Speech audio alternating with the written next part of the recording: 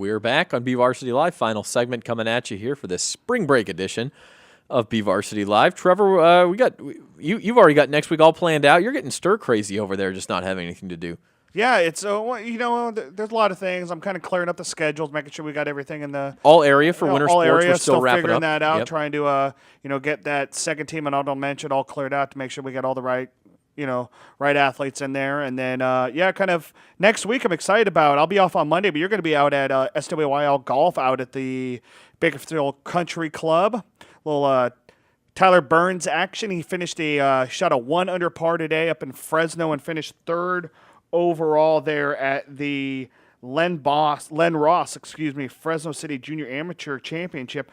So good showing for the senior out of Centennial. So definitely a lot of good golfers out of there. Tuesday I'll be returning BVarsity Golfer of the Year, Tyler Yes, Burns, exactly. who's living up to that. Yep, and then Tuesday I'll be out at Tehachapi at Independence, Tilt, and baseball. Wednesday I'll be out at Centennial at Stockdale Tennis. So we got some SWYL. It looks like the Mustangs are the top team to beat this year once again. Under Dave Hillstead as a head coach. Thursday, I'm going to go check out some SEYL baseball, Highland at North. And then Friday, I want to see Andrew Hansen for my South pitch this year. They'll be at home against Stockdale, and Saturday, big day. Steve Lynch will be at the Garza Swimming Invitational. Then I'm going to head down south to Arcadia, and that's going to be a good track meet there. We got a fair amount of athletes going from Kern County down there. We were walking down the stairs the other day, by the way, with Trevor and Louis Amistoy, our supervisor, who occasionally pops his head in here on BVarsity Live. And Trevor, it's about 50 stairs we probably have to climb down, and you might have asked 60 times if you could go to Arcadia. Yep. So you're a little excited about that one. Yeah, of course. I mean, it's that first big kind of national meet that happens here in the Southern California area that kind of, to me, is kind of like that stepping stone to figure out who is the tops here in the mid-season as you finish off league and go into area and valley and then into state at Buchanan in June. So for me, it's a good kind of etching place to kind of see where everybody stands, especially with Morgan Hill in the 100 and 300 hurdles on the girls' side. Bryce Huggins, it'll be a really good test to see how he does in the boys' long jump. Same thing with Lawrence White. In the boys' long jump, Aisha Ham out of Stockdale in the girls' high jump. Juliana Finch, who tried to clear 12 feet last week at the SWIL meet. That's another one, the girls' pole vault out at Garces. She's looking to try to get into that upper echelon of the top 10 to see if she can go. First big test for Liberty sophomore Alicia Viveros in the shot and the discus, so that'll be a good spot for her to kind of see what's going on.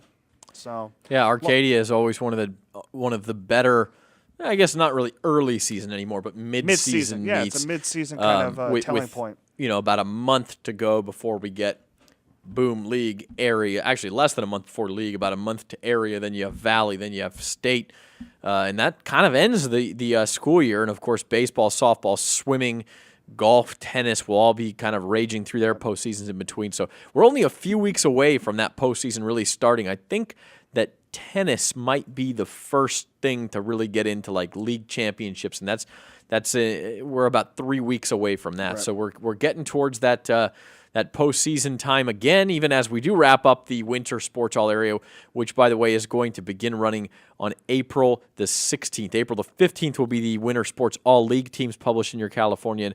That is a Wednesday, correct? Yep. And then girls soccer on Thursday, boys soccer on Friday, wrestling on Saturday, and boys and girls basketball will conclude it on Sunday. Really excited about it this year. Our lead designer, John Hornberg, is really kind of I think we all kind of saw what he can kind of put out there in print with it. So it'll be fun to see that. And it's a really good collection of athletes through and through on each side. So hopefully, everybody will be excited and kind of enjoy seeing all the players of the year, coaches of the year, first and second teamers, honorable mentions. Yeah. Yeah. It's one of those labors of love. And that's Thursday, April the 16th, or is that right? Yeah, and then through Sunday, April the 19th. Correct. And then the 15th is the all-league. Right. Yep. It is the publication date for that. And then when that ends, we're almost going to have to turn around and send out ballots for spring all area because it's going to, we'll try to publish that by the end of June. Exactly. And it is a little bit late. We didn't want to run it Easter weekend. We got some designers and things taking vacation next week. So, yeah, it's one of those things where it's been pushed back a little bit, but we're ready to go with that.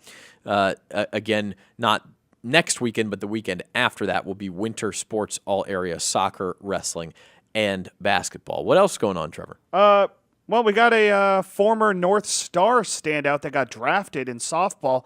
Brenna Moss, the senior speedster who plays for Fresno State, was the Mountain West Defensive Player of the Year last year as a junior. She got drafted by the Chicago Bandits of the National Pro Fast Pitch League, 13th overall pick. She's batting .483 and has 18 stolen bases for the Bulldogs. So that's a pretty neat little that was on CBS Sports Network last night. So that's really neat to see a former Kern County All-Star get a chance to, play professionally in softball, which obviously, a lot of people don't know about, but it is out there. So that's a really good one there for her. Play in Chicago. That's a cool deal. Yeah. And then Tehachapi senior Destiny July, who's headed to University of Washington to play volleyball.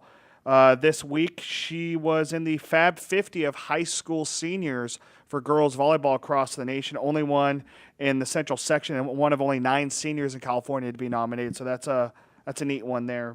And then obviously we Curtis Brown from Liberty, who's only a sophomore right now, defensive end, got an offer from Washington State, and then Lawrence White received a third offer. The second one coming from Iowa State. This time it's coming from UNR, and he's being recruited as a defensive back, a cornerback, which would be really interesting. If he does end up choosing Iowa State, he would be in the secondary with Kamari Cotton-Moya, who a former Ridgeview player.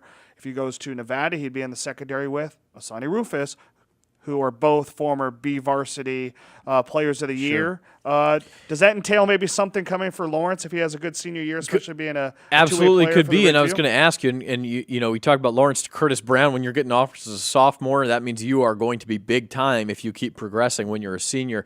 We talked to Nick Papagni from Fresno, who said he likes Liberty as his number 1 team in the section next year, followed by Bullard and Clovis West. And then he had Bakersfield all the way down at 6 and Ridgeview all the way down at 10.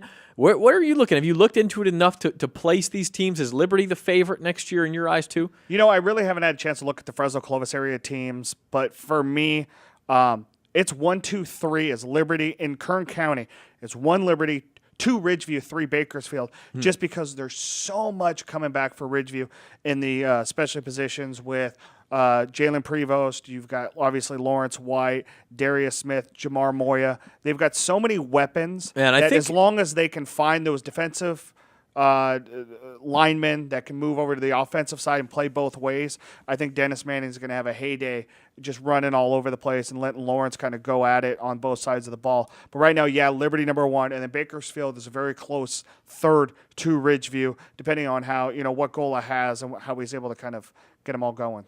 Yeah, and I think that will be a big question mark, Ridgeview's line. Now, you mentioned Liberty, Ridgeview, your number 1 and 2. They got quarterbacks coming back, and Bakersfield doesn't, and that's staring you right in the face if you're BHS. But I'll tell you what, replacing linemen's not easy, so we'll keep an eye on that for Ridgeview. Football season coming up, spring sports still rolling right along. This has been BVarsity Live Spring Break Edition. We'll be back with you next Thursday, everybody. Thanks for being with us.